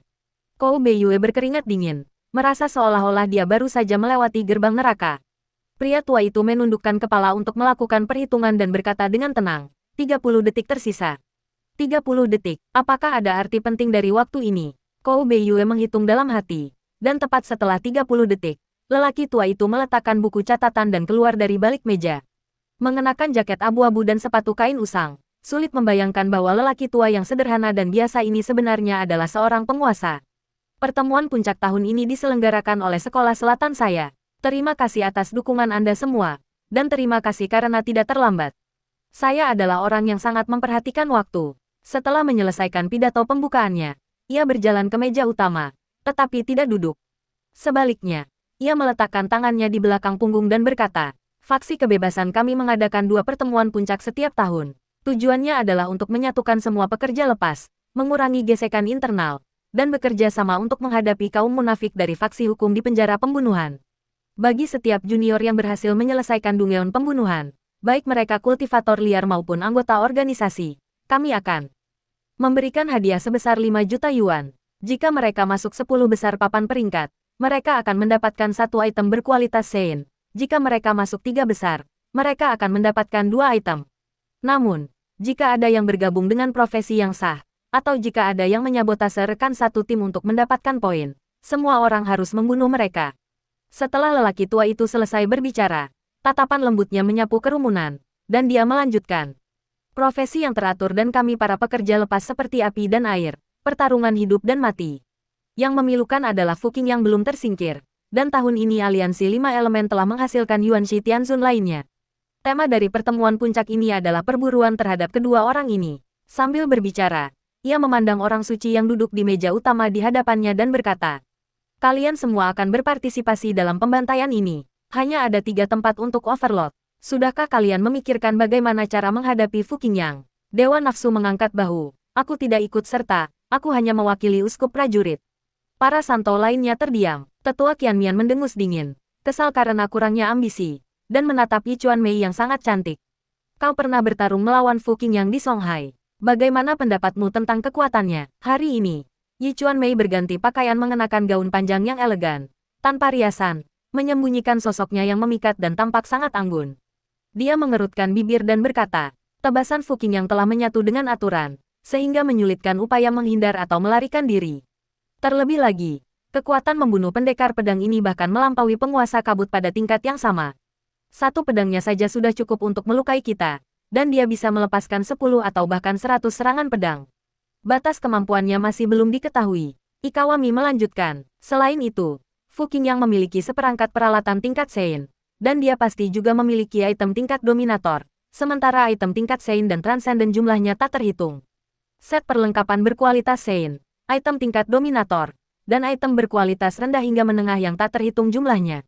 Para Sein dan makhluk luar biasa lainnya terdiam saat mendengar ini. Yi Chuanmei menghela napas. Keluarga Fu memiliki banyak uang. Menurut penyelidikan oleh organisasi jahat tersebut, Fu Jiaguang memiliki 7 atau 8 perusahaan yang terdaftar di bursa saham dan telah berinvestasi di berbagai perusahaan di berbagai industri, mulai dari manufaktur hingga keuangan, dari teknologi hingga kesejahteraan masyarakat, yang membuatnya sangat kaya. Sebagai putra sulung keluarga Fu, Fu Qing yang dapat dengan mudah mengumpulkan gudang penuh properti hanya dengan menghamburkan uang. Saat semua orang terdiam, Dewa Nafsu mengeluarkan dengusan dingin. Fu Qing yang memahami kekuatan aturan saat ia masih seorang Sein. Jika ia naik ke alam sovereign, ia akan menjadi ancaman besar, seperti marsal pasukan harimau putih kala itu. Karena itu, Silver Moon juga akan berpartisipasi dalam peristiwa pembunuhan pertengahan tahun. Mendengar hal ini, para praktisi luar biasa itu tidak menunjukkan reaksi apapun, tetapi orang suci di meja utama menunjukkan kegembiraan, dan mata tetua 1000 wajah juga berbinar. Bulan perak, uskup para panglima perang, adalah kepala dari 8 jenderal ilahi agung. Dia adalah orang gila dengan temperamen yang kasar yang berani mengutuk Raja Langit dengan kata-kata, persetan dengan ibumu. Selain temperamennya, alasan utamanya adalah Silver Moon memiliki kepercayaan diri untuk menantang Raja Langit. Pemimpin para dewa ini pernah diberkati oleh Asura, yang berkata, kemarahan adalah sumber kekuatan, kemarahan akan membuatmu mencabik-cabik semua musuhmu. Dengan demikian, Silver Moon memperoleh kekuatan yang melampaui batas alam suci. Meskipun Fu Qing yang dikenal sebagai sosok tak terkalahkan di bawah penguasa, ini adalah gelar yang dibanggakan secara sepihak oleh pihak berwenang dan tidak diakui oleh organisasi jahat tersebut. Tetua Qianmian merenung, apakah Yinyu ikut serta secara khusus untuk membunuh Fu Qingyang, ataukah dia ingin naik ke tingkat penguasa? Jika yang terjadi adalah pilihan pertama, Anda dapat sengaja mengumpulkan poin dan kehilangan tempat Anda. Jika yang terjadi adalah pilihan kedua, maka situasinya akan menjadi menarik.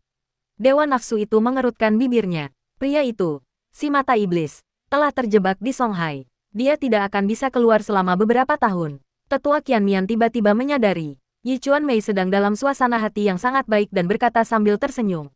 Menarik, aku ingin melihat siapa yang lebih kuat, Fu Qingyang atau Jenderal Bulan Perak. Wanita ular itu mendesis, menjulurkan lidahnya, pupil matanya yang vertikal berkilauan. Jika Dewi Silver Moon ikut serta dalam pembantaian pertengahan tahun, maka kita akan memimpin bersama Silver Moon dan memusnahkan semua Sein dari fraksi taat hukum dalam satu serangan. Wanita ular adalah monster dengan tubuh manusia dan ekor ular. Dia memiliki penampilan yang mempesona, dengan bibir merah dan pupil vertikal, serta memiliki kecantikan yang menakjubkan namun mengerikan. Para santo lainnya tetap diam, secara diam-diam menyetujui saran wanita ular itu. Tepat saat itu, terdengar tawa kecil dari tangga. Kau baru saja mengatakan bahwa kau ingin melihat siapa yang lebih kuat antara Jenderal Ilahi Bulan Perak dan Fu Qingyang, yang berarti kau tidak yakin akan menang. Dengan kata lain, bahkan jika Jenderal Ilahi Bulan Perak lebih kuat dari Fu Qingyang, jangan lupa bahwa dia tidak bertarung sendirian. Raja Hantu Fengdu dan Yinji dari Sekte Tai, dan Jiangju yang memiliki garis keturunan kaisarian saat ini, semuanya adalah Sein kelas atas. Kerumunan orang menoleh ke arah suara itu dan melihat seorang pria tinggi dan tegap mengenakan topeng hitam dan jubah dengan motif api. Pria itu berjalan santai, menuju meja utama, dan mendengus meremehkan. Karena kita bertekad untuk membunuh Fu Qingyang, kita tidak boleh berpikir seperti, mungkin atau, barangkali, tetapi harus memastikan tingkat keberhasilan lebih dari 80%. Tetua Qianmian berkata perlahan, izinkan saya memperkenalkan Anda, ini adalah kepala pelayan Dark Knight Rose, yang mewakili Dark Knight Rose di pertemuan puncak ini. Dengan pipi cekung dan lingkaran hitam pekat di bawah matanya, pria yang tampak haus akan darah manusia, itu mengangkat alisnya dan berkata, mengapa Dark Rose harus berpartisipasi dalam pertemuan puncak pekerja lepas kami? Ikawami mengamati pria itu dengan napasnya yang dalam dan beresonansi, dan tanpa sadar menjilat bibirnya, meneteskan air liur karena hasrat. Pria bertopeng hitam itu mengabaikan permusuhan para santo puncak dan pesona menggoda Yi Chuan Mei, lalu dengan santai duduk di kursi paling belakang di meja utama sambil tertawa.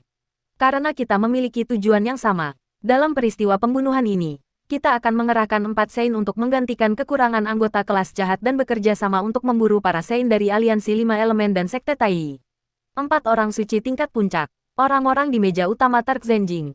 Tetua 1000 wajah menambahkan, saya telah mencapai kesepakatan dengan para pemimpin faksi utara dan cabang barat daya dari masyarakat Sionik. Untuk instance pembunuhan ini, saya akan meminjamkan Anda 3 item berkualitas level 7. Ini adalah batas yang dapat ditampung oleh instance ini. Setelah selesai berbicara, dia menoleh untuk melihat hampir 200 orang luar biasa yang berada di aula itu. Dari 200 individu luar biasa ini, hanya sepertiga yang benar-benar akan berpartisipasi dalam pembunuhan tersebut. Sisanya adalah rekan atau individu luar biasa dengan potensi bagus tetapi belum mencapai tingkat yang dibutuhkan, yang datang untuk memperluas wawasan mereka. Nada bicara tetua 1000 wajah berubah dari serius menjadi seperti seorang lelaki tua yang ramah sambil tersenyum.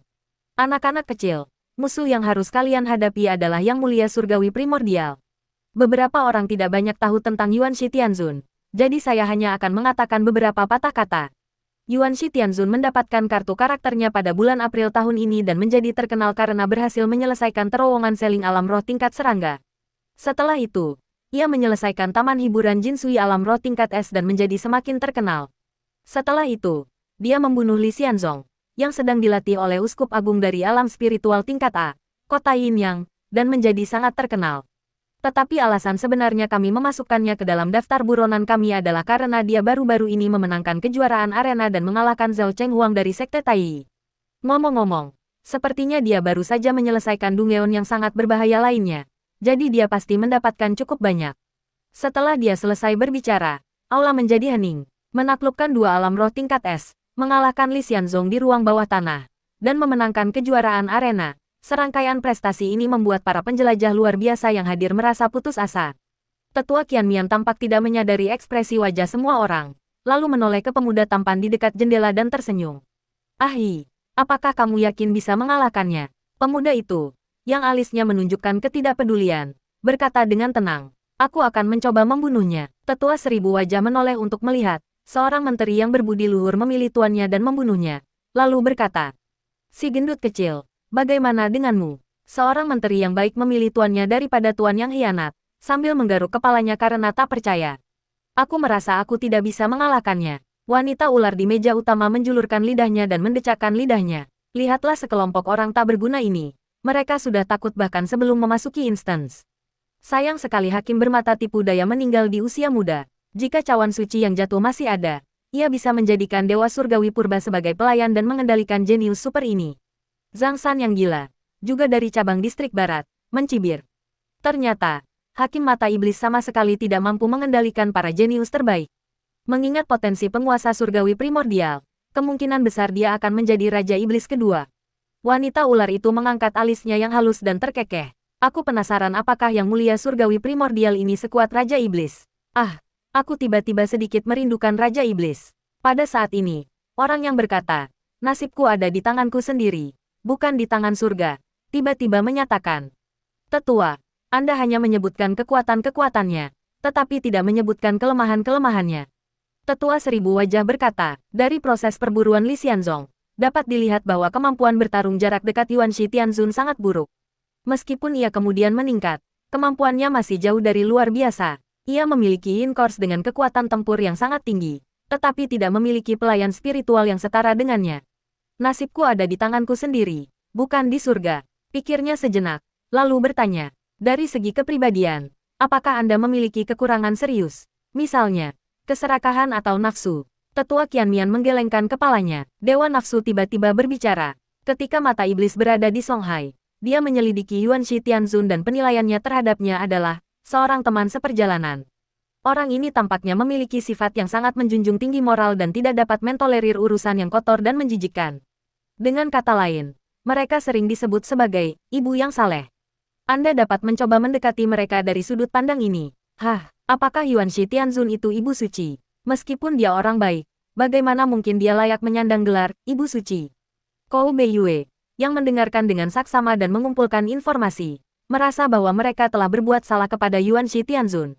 Sikap terlalu teliti terhadap moral dapat diatasi dengan mengeksploitasi kecenderungannya terhadap alkohol, seks, kekayaan, dan kekuasaan, menyesatkannya dan menghancurkan tekadnya. Dari perspektif ilusi, ada banyak sekali cara untuk memanipulasinya. Nasibku ada di tanganku sendiri, bukan di surga, ujarnya sambil tersenyum. Terima kasih, Jenderal Agung. Izinkan saya menyampaikan pendapat saya. Seorang pemuda mengenakan celana pendek longgar berjongkok di atas kursi, dengan sepasang sandal jepit di sampingnya. Dia melirik ke sekeliling. Nadanya tenang dan tidak terburu-buru. Batas kesulitan Dungeon pembunuhan adalah level 4. Jadi sekuat apapun Yuan Shi Tianzun, batasnya tetap terlihat. Ai, si gendut, dan aku semua punya pengalaman berburu di Dungeon level 4. Jadi mereka tidak jauh lebih buruk daripada Yuan Shi Tianzun. Jadi, kunci kemenangan atau kekalahan sebenarnya adalah jumlah pemain dan jumlah kejadian. Jumlah profesi yang taat hukum jelas lebih banyak daripada kita, dan kemampuan Dewa Purba untuk menaklukkan ruang bawah tanah tentu lebih unggul daripada kita. Jadi bagaimana cara bertarung sebenarnya cukup jelas. Pertama, kita perlu mengatasi kelemahan kita dalam jumlah. Dark Cross pastinya tidak kekurangan prajurit tingkat transenden, jadi kita membutuhkan bantuan dari faksi Lawful. Namun, kita tidak memiliki cara yang efektif untuk menaklukkan ruang bawah tanah. Primordial Celestial pasti akan mendapatkan keuntungan signifikan di ruang bawah tanah, jadi kita membutuhkan item. Yang Mulia Tetua 1000 Wajah, bolehkah saya mengajukan permohonan untuk satu set? Kou Beiyue mengenal orang ini, si manusia yang baru saja memperkenalkannya. Orang ini adalah Bai Wu Jinji, yang berada di peringkat kelima dalam daftar buronan resmi, seorang iblis yang mempesona. Tetua Qianmian tertawa dan berkata dengan nada setuju, analisis Anda bagus, tidak ada kumpulan data lengkap. Tetapi saya telah menyiapkan item rahasia untuk Anda. Suami, apakah ini tangki penyimpanan air, pengantin hantu, atau lebih tepatnya, Bailan, berdiri di kamar mandi. Satu tangan memegang payudaranya yang seputih salju, tangan lainnya menunjuk dengan rasa ingin tahu ke arah toilet. Pada saat itu, dia benar-benar telanjang, memperlihatkan pinggangnya yang ramping, kaki yang panjang, bokong yang seksi, dan payudara yang besar sepenuhnya. Kenapa gadis kelinci itu belum juga membawa pakaiannya? Zhang Yuanxing bertanya dalam hati. Ini, tempatnya untuk buang air kecil. Setelah selesai berbicara, dia melihat keterkejutan di mata Bailan. Setelah mendapatkan kebebasan untuk bergerak, dia mulai memperhatikan perabot dan peralatan di sekitarnya dan mengembangkan minat yang kuat pada segala hal. Dia terus mengajukan pertanyaan dan berceloteh sepanjang perjalanan. Zhang Yuanxing akhirnya menyadari bahwa Fu Qingyang sedang mempermainkannya. Dengan wawasan tajam seorang pencari bakat, bagaimana mungkin dia tidak melihat bahwa dia tidak memegang kendali atas takdirnya sendiri? Lebih jauh lagi, Fu Qingyang sengaja mengatur agar mayatnya adalah seorang wanita, dengan tujuan untuk menciptakan keretakan antara sepupunya dan calon suaminya. Jadi, ketika dia melihat Bailan berskadeling di pelukannya, dia menurutinya dan memintanya untuk menjauh dari Guanya. Niat jahat, terdengar ketukan di pintu, dan seorang gadis kelinci masuk sambil membawa seperangkat pakaian wanita. Zhang Yuanxing dengan cepat menyuruh gadis kelinci itu untuk mengganti pakaiannya, lalu menutup pintu dan pergi keluar. Setengah menit kemudian, gadis kelinci itu membuka pintu dan berkata dengan tak berdaya, Tuan Yuanxi, dia tidak memakainya. Zhang Yuanxing terkejut. Apa yang terjadi? Gadis kelinci itu ragu-ragu, lalu tersenyum kecut dan berkata, sebaiknya kau tanyakan sendiri padanya. Zhang Yuanxing kembali ke kamar dan melihat Bailan duduk telanjang di tepi ranjang dengan kedua kakinya yang panjang terentang. Pakaiannya berserakan di sekitarnya. Kenapa kamu tidak memakai apa-apa? Dia menunjuk ke bra itu sambil mengerutkan kening, lalu berkata, kenapa bukan ikat pinggang perut saja? Pakaian yang begitu vulgar, aku tidak akan memakainya. Tolong pakailah, jika tidak, aku akan dirasuki oleh Raja Iblis. Zhang Yuanxing bersikap layaknya seorang suami, kamu harus beradaptasi dengan era baru. Pakailah untukku. Bailan kemudian dengan patuh melakukan apa yang diperintahkan, sambil tampak kesal. Tepat saat itu, ponsel Zhang Yuanxing berdering, menandakan ada pesan masuk. Dia mengeluarkan ponselnya dan meliriknya, lalu mendapati pesan itu dari Xiao Yuan.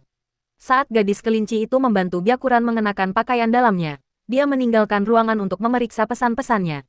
Isi dokumen ini cukup panjang, melebihi 1000 kata, dan mencatat peristiwa-peristiwa dalam KTT Profesi Jahat.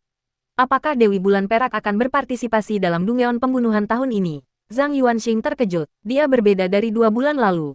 Sekarang dia sangat mengenal dan telah menghafal tokoh-tokoh penting dari organisasi-organisasi jahat utama. Tentu saja, mereka mengetahui status istimewa Jenderal Dewa Bulan Perak. Namun yang lebih mengejutkan lagi adalah Darkross juga ikut terlibat. Aku perlu menyampaikan pesan ini kepada perwira Romawi itu. Meskipun dia tidak memperlakukanku dengan rasa hormat yang sama seperti yang diberikan kepada suami sepupu. Apa? Kapan aku menjadi orang suci? Para profesional jahat ini memfitnahku. Aku tidak memiliki kehati-hatian moral. Standar moralku hanya sedikit lebih tinggi daripada Raja Iblis. Dark Knight Rose benar-benar ingin membunuhku juga. Kita tidak bisa mempercayai kultivator sesat.